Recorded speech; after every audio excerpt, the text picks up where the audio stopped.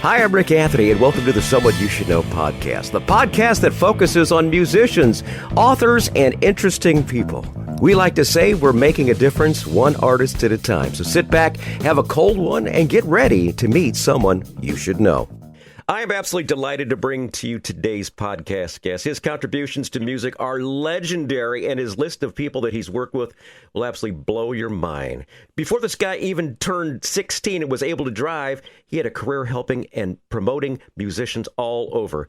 He has a great new book and some new music out. He's the amazing Stormin Norman Seldin. How you doing, buddy? I'm doing good, my friend. I'm so thrilled. I got your CD here. I got your book here. We got a lot to talk about. But first, I want to talk about you. My first job, I was 17. I was making minimum wage working in the mailroom at an insurance company. By the time you were 16, you were already managing events, promoting musicians, and making an impact on the industry. Let's talk about the early days of how this all came to be.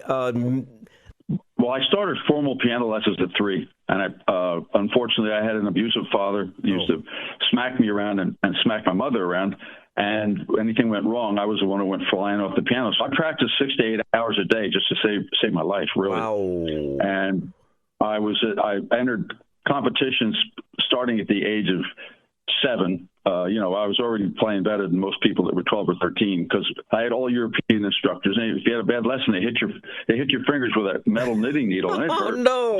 So if you wanted to find out how the lesson went, you just held your hands up. If you didn't have 25 red spots on it, you had a good lesson. And most of them they didn't speak English. They spoke Russian, German, French. I didn't know what the hell they were telling me except I was playing the right notes. Okay. So it went like that. And then I started doing these, now it's full-blown competitions, but the recitals were competitions, for the different teachers. And it got to the point, I have a photographic memory, which is a blessing and a curse at the same time. So you remember every wrong note, you played every right note. And anything anybody said to me when I was 6 years old, I remember what they said and where they said it. That's why it made it so easy to write the book. But I got out of high school and Manhattan School of Music at 14. And my parents were destined they were going to make sure I was going to be a rabbi, a cantor, run their jewelry store, and at worst, play piano a little bit of the time. I nixed all of that. And when I heard one of the workers in my father's big jewelry store, he said, "Come in the back, listen here." He played me Big Joe Turner, Fats Domino, Little Richard, all the New Orleans stuff. I said, I don't want to play this stuff. But I tucked it under because it was taboo in my house. My father was a bassist with the National Symphony and the Philharmonic. My mother was a Juilliard voice student. Oh, Lord. But she was the one who backed me the whole time. And I couldn't do much to help her being abused or myself because I was 3, 4, 5, 6 years old. But I remember it all. And it really sunk into me. So when I was out of there at 14 and a half, my mother would sign all my checks.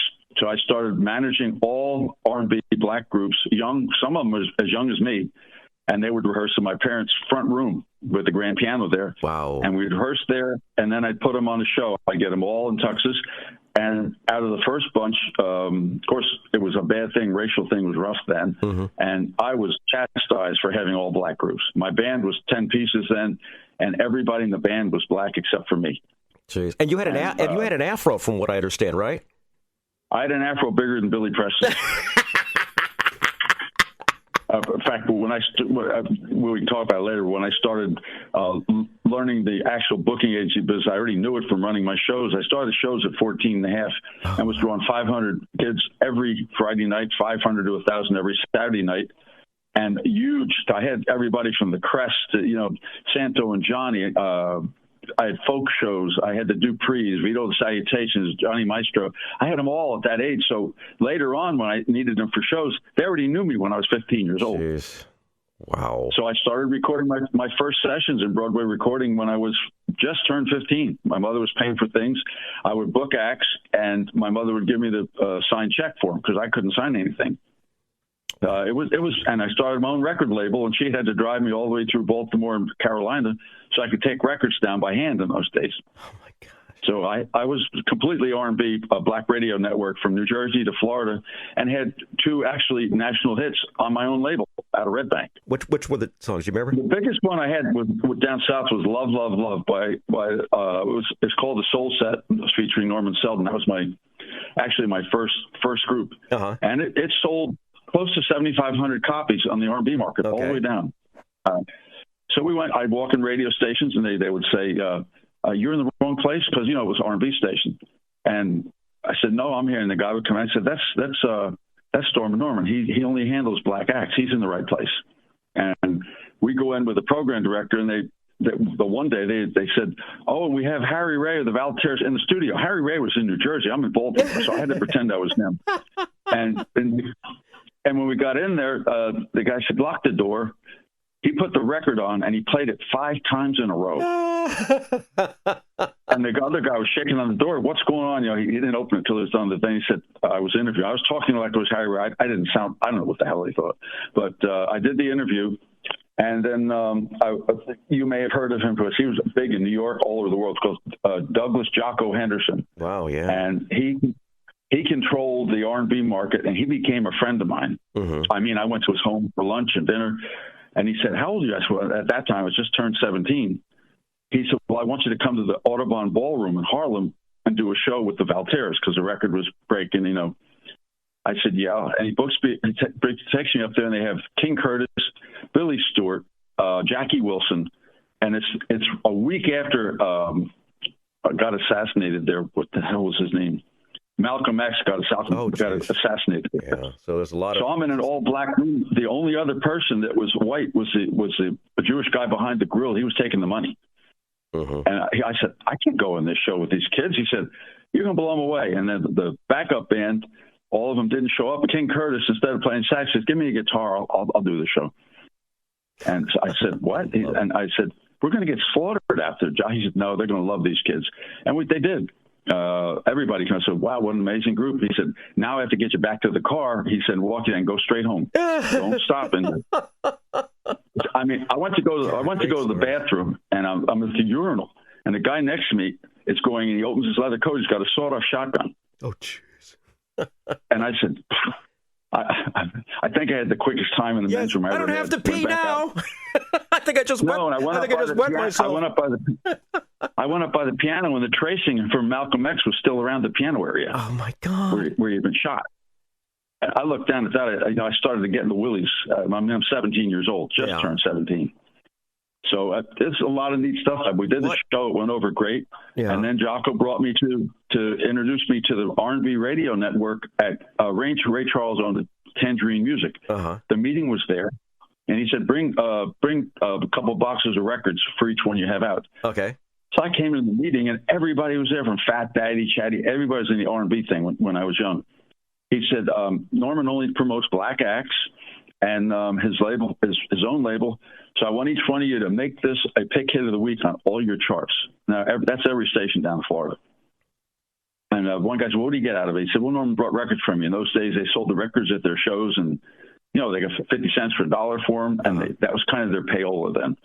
And the real nice ones, I brought watches from my parents' jewelry store. My mother brought like 12 beautiful watches, give them to the program directors. We got all the airplay we wanted, trust me. But that was, I guess that was our payola for the time. Yeah, payola was alive and well back in that day, yeah. It's these stories are just absolutely amazing, Norman. I love talking a situation like this when you could just sit and talk to someone who's lived an incredible life, and you certainly have. I want to ask you the origins of the Asbury sound. You were credited for being one of the originators of that sound. How do you define the Asbury Park sound? In reality, it's a combination of rock, blues, that was carved by people like me, and I was the first one to put horns on my tracks. Mm-hmm. Back then, I always had 2-3 saxes on there. Then Southside Johnny started with the saxes and the jukes. It's a combination of R&B, rock and roll, maybe rockabilly, but it's all put together. It's hard to describe. It really is. It's music, and it just happens it became a mecca there after I was a young kid running shows in Asbury before they had the race riots and all the places were burned down. And it was quite dramatic, to say the least, to see what was there before when I was a young kid, and then look there and see it all burned down. And it was a ghost town for years.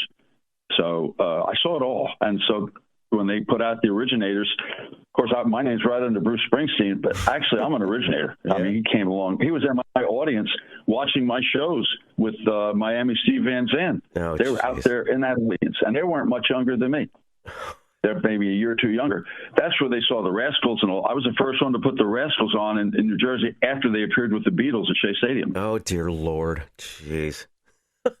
So it just keeps rolling. Wonderful, keep going and going. Wonderful, wonderful memories.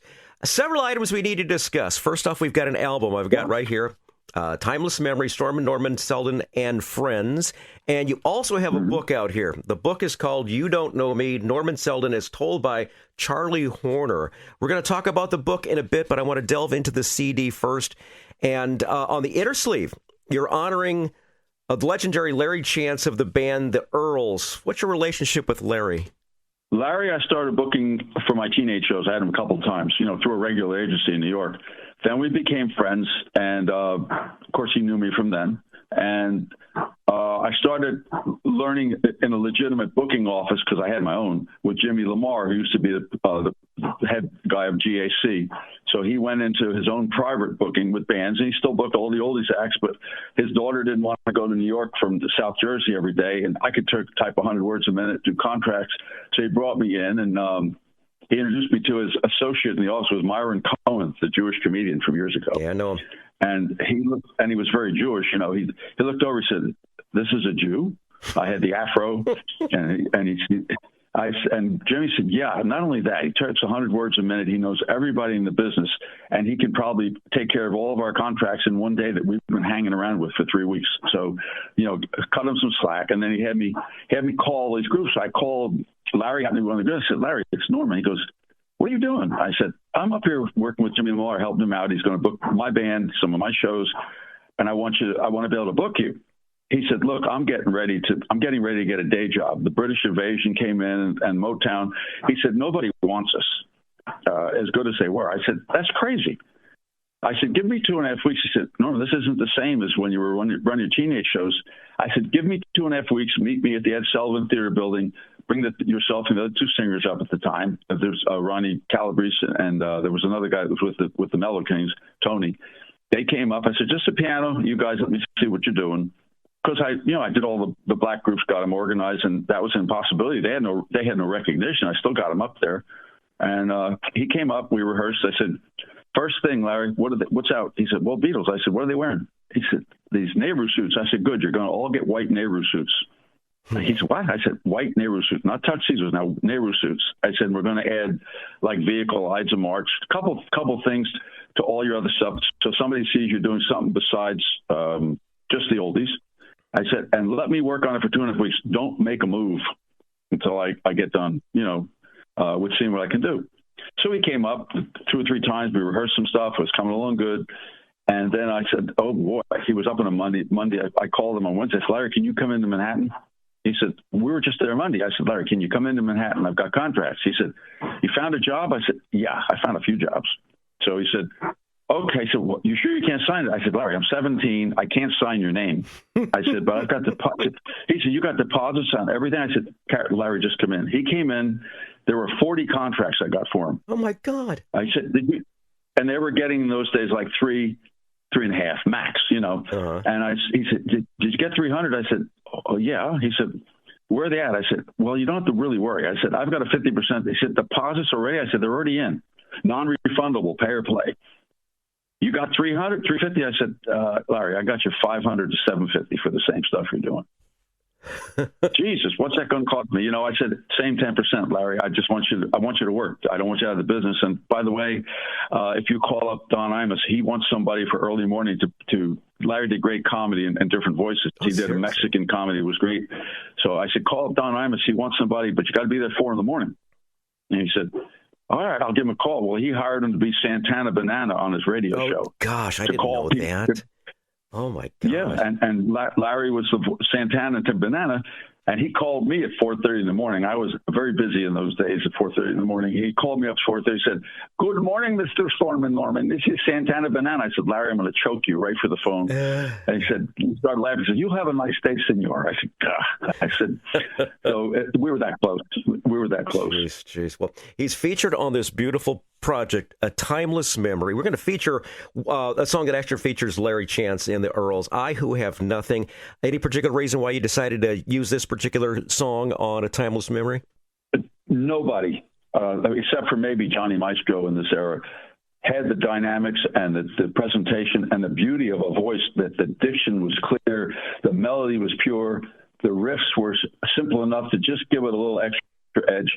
And he never overplayed anything. And I just love doing this job on this thing here. I just thought it was great. And people love Larry. Larry had no enemies. If he didn't like you, he just didn't talk to you. He didn't say anything bad about you. But he said, "Tell you what, Norman, you teach me how to book, and I'll teach you how to sing." And he did. All right. So that's as close as we were. All right. Here is the late, great Larry Chance, a.k.a. Santana Banana, and the Earls, and I Who Have Nothing on the Someone You Should Know podcast.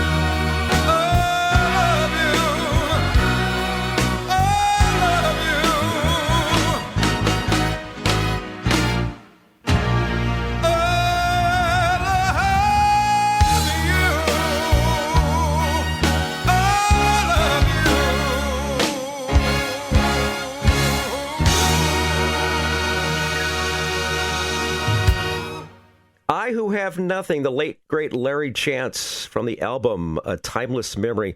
A new album on today's podcast featuring Stormin Norman and friends. Great stuff. We'll have more of that coming up in the podcast. But first, I want to say thanks so much for tuning in to the Someone You Should Know podcast. We're heard on the web, someoneyoushouldknowpodcast.com. If you go there, you'll see our recent episode archive of over 180 episodes. And a whole lot more. You get a chance to see the recent news and everything else we've got going on. If you happen to be visiting, we invite you to leave us a review. According to Buzzsprout, the service that shares us to all the streaming platforms, thanks so very much. We're so blessed to reach over 2,200 cities in 90 countries around the world. And we want to salute a couple of cities. Romulus, Michigan, Park City, Utah, Fort Myers, Florida, and Zurich, Switzerland. Somebody You Should Know podcast heard wherever quality streaming audio is available. Thanks for listening. We're speaking with Stormin Norman Seldin. Stormin Norman, I'll tell you one thing. You've done something that Leslie has been on me to do for years, and I'm not talking about remodeling our house. It's writing a book.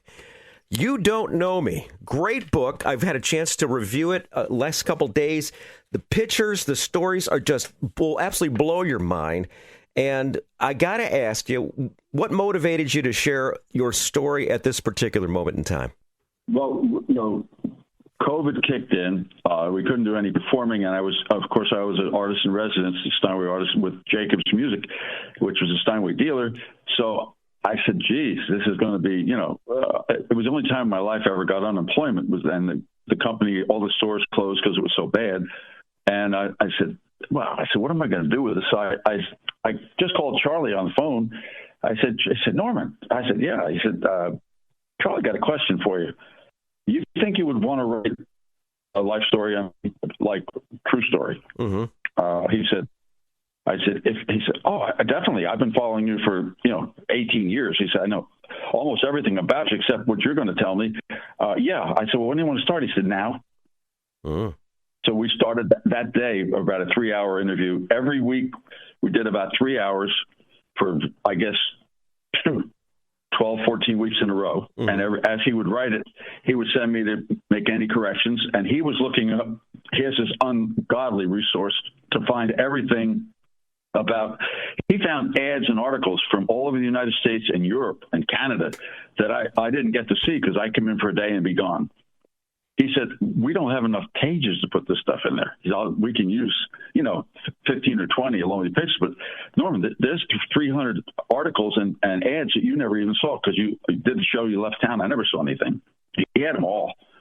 So we picked out stuff like that. And I'd look and he said, what haven't you done? I said, I don't know. I don't pay any attention to that stuff, Charlie. He said, where's this coming from? I said, he said, you have notes written? I said, no, it's all out of my head. He goes, what? I said, I'll photograph it. I said, everything bad or good that ever happened to me, comes out. So yeah. I would just talk. He would tape and listen. He'd send, if he had a question before he even started to research, he would call me, what about this, this, and this? I said, that's what this is. And he'd look it up and he'd just send a smile and goes, why are you always right? He said, I'm looking stuff up. He said, you don't even know about these, but the other couple hundred things you don't forget. I said, no, I remember the first wrong note I played in my piano lesson. It horrifies me every time I hear a student play it, and that drives me crazy. And we just wrote it like that. And it came out, and one of my very good friends from years ago, he said, Norman, we really need a nice cover. I said, well, I tell you what. I said, I'll get my friend Susan, and he said, Susan, who's Susan? I said, Susan's been with major company doing all their art and graphics for 18 years. I said, and I'll find out what she wants to charge for a cover, because it was major. She was with Elizabeth Arden for 18 years. She designed the White Diamonds bottle for Elizabeth Taylor, all the stuff for Karl Lagerfeld. That was her. And I helped get her, through a lot of situations. And she did the cover art, and the only thing she said is, listen, the times have changed now. You used to be able to tell me what to do. Now, when I give you a cover, you're going to get the up-to-date, state-of-the-art cover that most people pay $3,000 a page for. I said, what's this going to cost me? She said, nothing, but you're going to take what I give you.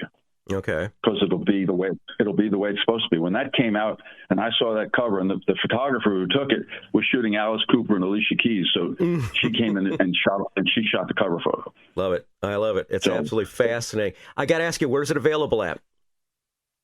You can get it on Amazon.com. Okay. It's available there.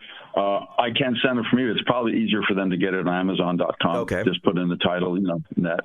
And there's 8 or 10 reviews on it, but it's sold multiple thousands of copies, and it's a self-published book, so that's not bad. It's fascinating. It's fascinating. And you got help. And a lot were.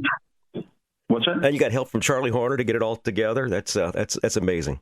Charlie's amazing. In fact, he came the other night because he's going to Jazz Fest in New Orleans. He wanted to know if I want to go down there. I said no, and I said I can't do that. I got these interviews. I've got to watch after my house. They're doing things out. Since my wife passed away, it's only been 8 weeks, so just kind of get things in order. And he came and brought me dinner the other night. Him and his wife. She's also a historian. We went and had a great dinner. And he got more artwork for the Asbury Park Museum, which he's the head of. And they'll have something real special coming out about that. And of course, I've got about a 14-foot run in that thing of all stuff that I did that they previously displayed, that were supported by national donations. So it's going to be interesting next couple of years. I can't say too much about that, but it's in the works.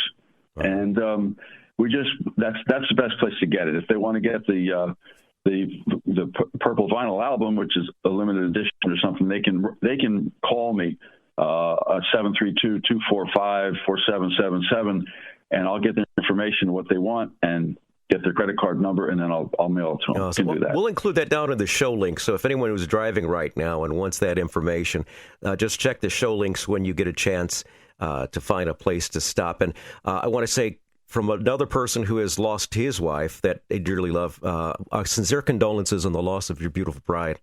And we wish you the best. This first year is going to be the toughest, but we wish you the very, very best, my friend. And know that she's watching down from heaven on you every single day, because I know my wife is too. Well, I went every morning and every night before I did Jacobs or any of my performances. If I had to do a performance, I had a best friend come in to make sure she was fed, put in bed, TV was on, and everything was, did the best I could do. I was working on 3 hours sleep a night, 4 hours sleep for 4 years straight.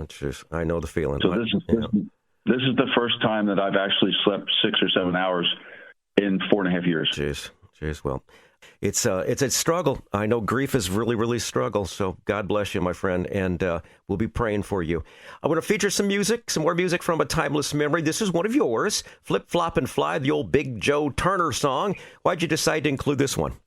Actually, I've been doing it for years and years, and I was at the Garden doing a backup band thing for God knows how many groups. The regular backup band could not make it, and I was working with Banner Talent at the time. They said, "You think you can cover this with your band?" I said, "Sure." He said, "Well, a little note, if the show runs short, it's a union thing." He said, "If it runs short 5 or 6 minutes, you may have to go out and play a song just to close the show." I said, "That's not a problem." The guys in the band said, "What are you closing with?" I said, "I haven't thought about it yet." They said, "Well, hello, it's in 2 hours. What are we doing?" About 10 minutes before, just when the last group was coming on, I said, "How about Flip, Flop, and Fly?" He goes, "We haven't done that in 15 years." I said, "Great, we're going to do it today." He said, for 20,000 people? I said, "Sure, why not?" And he said, "Hey, will you start?" I said, "We're going to get the audience clapping, and you're going to start with the drums." I said, "And then we're going to come in, and everybody's going to take solos until the time is up, and they'll love it." They went ballistic. Awesome. Hadn't rehearsed in 15 years, at least. He said, "How do you remember that stuff?" I said, "Hello." They're all up there. So we ran them through. It went over great. The guy came over and said, "I don't know if these groups want to follow your band ever." I said, "It's a really good band." And we didn't have multiple horns.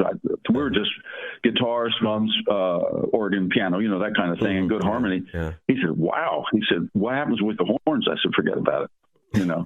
So it went well, and that's when I said, "You know what? Let's record this thing," and we did, and it came out great. It sure did. My sax section, the players are from Tower of Power, Gloria Estefan, Blood, Sweat, and Tears. They're the best. Absolutely. One of them's first call for Elton John. They're all on my shows. They'd rather come play my live shows for less money than they do with those people, because I let them play. And they have fun. And they all went to college about the same time, so it's neat. It works well. Very good. The album's called A Timeless Memory. Stormin Norman Seldin and Friends. This is Flip, Flop, and Fly on the Someone You Should Know podcast.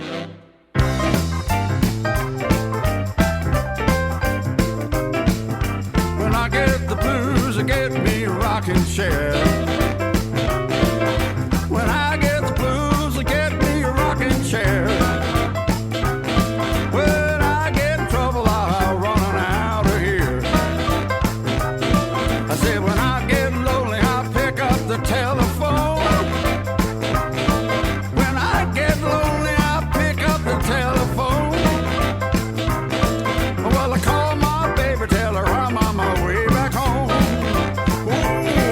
Said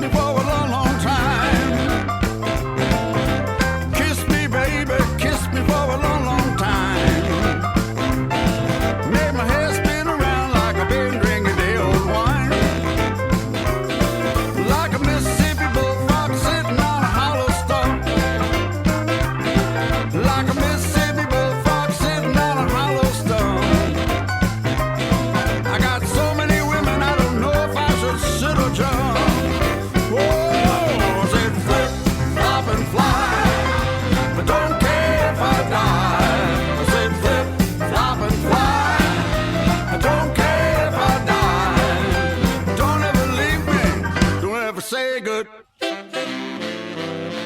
Goodbye.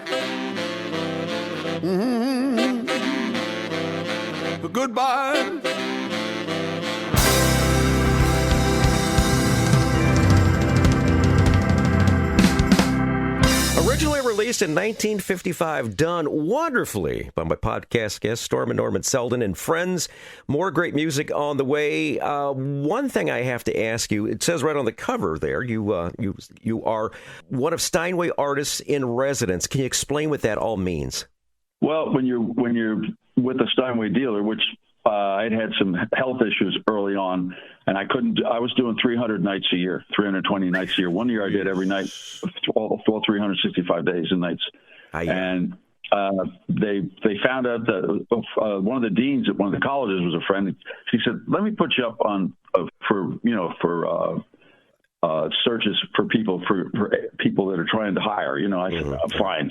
So it's going to take about 2 or 3 months before it saturates, and this is 18 years ago. So I said, "Fine."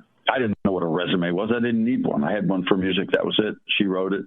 She put it up. I'm on the train to New York with my wife for something for her jewelry store, and cell phone rings, and it's a headhunter. And I said, "Jamie, what's a headhunter?" She said, "Norman, that's what I was retained as in Atlanta for years." She said, "What do they want?" So he said, "We have a company that really wants you bad." I said, "Where are they?" I said, "Where are they?" He said, "Philadelphia." I said, "I'm not going to Philadelphia if you stand in your head. I came to drive into town." He said, "Well, they'd like to talk to you. Could you at least make a meeting?" I said, "Sure, I'll go for the meeting." And they called me, and I went. They were fighting in the hall, which one of the 7 locations that I could go to. They wanted me all over. Mm-hmm. And I ended up starting with them. And they never really heard me play too much. In fact, I don't think the owner, who was an excellent musician, ever heard me play. And he was a great accordionist, and the whole family was musical. I had Curtis School Music in Philly with his wife had gone there. It was amazing. And they hired me, and I wasn't used to that stuff.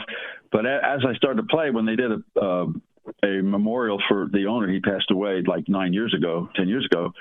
There was a big stage, South Jersey, the concert stage, and all the other musicians, the doctorates of music that played classical music, were on the show. And they said, "Well, can we have a list of your program for the pro?" I said, "I don't make programs." "What? You have to have programs." I said, "No, I'll wait and see what goes on before me. I'll decide." "Well, give us something." I said, "Great. Nights in White Satin." And I don't know what. So I gave him 2 fairly like late 60s, early 70s things, and just left it at that. And he said, "That's what you're opening with?" I said, "I don't know what I'm opening with." So I went up there, and after the 3 classical deans of music played, which they had doctors, they were phenomenal players, but the people were falling asleep. Mm-hmm. After 2 hours of classical music put anybody to sleep. Oh yeah, a little Shostakovich, really, or Rachmaninoff, or whatever. And they played. They were marvelous. Trust me, it was top shelf. And I went up there, and I had the original. Pianos from Steinway. I had the 9-footer in front, and then we had the Horowitz piano, his personal piano, next to that. Mm-hmm. So I came out in my jacket and my bolo and my cowboy hat, and I said, I hung my cowboy hat and Horowitz's piano lid just to hold it. And everybody was laughing. I took my jacket off. I said, now I'm more comfortable. And I brought out another guy that was a Steinway artist at the time. We played 4 hands ragtime just to open the show. Mm-hmm. And we changed seats. I walked around. Hey, he keeps the left hand going. I keep the right hand going. We changed seats. They went ballistic for that. He went off the stage, and everybody's out there. Just mouths were dropping because I'm a weird guy to be in that that bunch of people. Mm-hmm. And I started to play, and I did it. Send in the clowns, and the technicians in the back were going, "What?" They're going, "What are you doing?" I said, "They're waiting for me to wreck the piano." I said, yeah. I did Send in the Clowns. I did Nights in White Satin. I did a little intro to a Bruce thing, which I never do because I'm not a fan, bottom line. But and they thought I was doing Thunder Road. I stopped in the middle of that, and I started playing Randy Newman's Louisiana, and I sang it. Oh. And they didn't realize nobody had sung a song that whole 2 hours. Oh, geez. It was just piano. Gosh. And their eyes opened. But as soon as I started the intro to the Springsteen song, you got that noise out of the crowd. And I looked down, and I went right into Randy Newman and just absolutely slayed them. They're just standing ovations all the way in the back. That's 2,800 people. And then I went all the way through all these different things, and I did it with a piano technique like the doctors of music did it with. Mm-hmm. They're sitting out there with their mouths dropped because they know me as a piano salesman. And I went in, and at the end, I did a whole lot of shaking and a couple of New Orleans things, and had everybody clapping in the whole audience. Wonderful. Absolutely nuts. And if I wanted to go back out for an encore, I could have with no problem. And I got done with that. I walked in the back, said, "How in the hell do you do that?" I said, "That's called years, my friend." Yeah. When I came off, I went and sat next to the owner's wife, and she said, "Who knew?" I said, "You didn't ask." and I saw the two professors that I know from Jacobs Pianos, the big Steinway store. They said, "My God, you play rock and roll with a classical technique." I said, "That's how I was trained." I said, "But you never told us." I said, "You never asked." Yeah, that's just it. That's just it. You never asked. And the one guy from Russia who was a great, he said, "I am so glad." He said, "You not go on before us. There'll be nothing left for us." I love moments like that. I want to make sure everyone knows where they can find you, your social media and such. I know you got a website. Can you tell us some ways that we can reach out to you? I'll give you the website, which is www.storminnormanseldin.com. Mm-hmm. They can reach out to me there. They can write me personally at normanseldin@aol.com or normanseldin1@gmail.com. All right. Or they can call me, 732-245-4777. All right. Very good. I will include those down in the show notes. We're going to wrap up the show with Tonight's the Night, done by Doreen Arminio. Can you tell us a little bit about this particular inclusion? Doreen is the actual name of the act is Stiletto and the Sax Man. They tour all over the country. They're on all the major shows. If you see a Golden Oldies show, they're on it. She actually has a tremendous, not just the high voice for the oldies. She sings some legitimate stuff. She's got a great voice. Very special. And I love her to death. Her and her husband, they're two great people. They do tracks when they do their shows, and if they're with a band, they fit right in. We did a big show January 28th, and Doreen came up. I had my 10-piece band there, and she sang Gee Whiz, and she just slays the place. And then her husband came up and played sax with them when he did the New Orleans medley. Very talented family. Her voice is very unique, and she probably knows 1,200 songs. So whatever you throw at her, especially in the Golden Oldies, she's got them all. Awesome. We're going to feature that to wrap up the show. Tonight's the Night, great song that's part of this wonderful project called A Timeless Memory, Stormin Norman Seldin and Friends. Once again, go down to the show notes. I'll tell you exactly how you can get this. And it's a great book also called You Don't Know Me. Yes, you do. You do now that you've had him on the Someone You Should Know podcast. Norman, thank you so very much. God bless you. Thank you for all the wonderful contributions you've made to the music world, and we really and truly owe you a debt of gratitude, my friend. Well, thank you for having me, and like I said, I just like to put it out there now. I have some time to do that, and I appreciate it all, and like I said, I'll be doing a couple dates a month. I'm still kind of recovering from the last 8 weeks, but everything's good. I'm happy, and again, hello to all your fans, and to you, get your book done, okay? I promise you I will. God bless you, my friend.